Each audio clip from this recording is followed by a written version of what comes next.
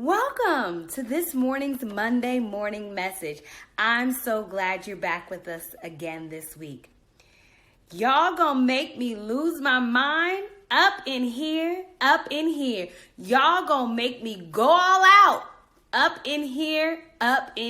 Yes, many of you may recognize the lyrics to this very popular chorus, of which I did not do that well, from DMX's chart-topping song, Party Up.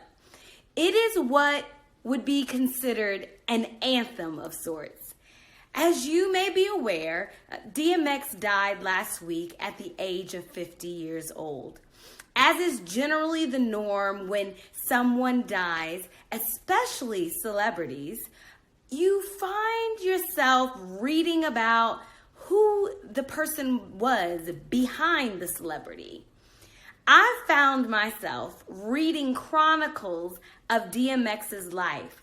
There were many stories to tell, and furthermore, many angles from which to tell them. But the storyline that caught my attention the most was the story of his childhood. While the chorus, "Y'all gonna make me lose my mind," wasn't penned as an ode to his childhood, as I read about his experiences, I couldn't help to make my own connections between these iconic lyrics and his difficult childhood.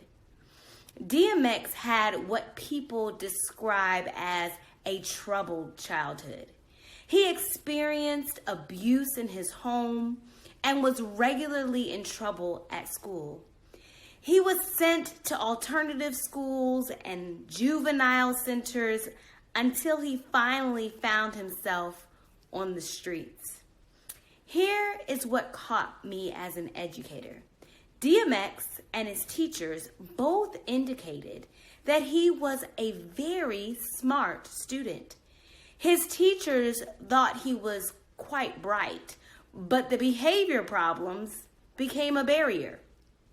It made me wonder, did Earl Simmons, DMX, his teachers have any idea what he was going through outside of those walls?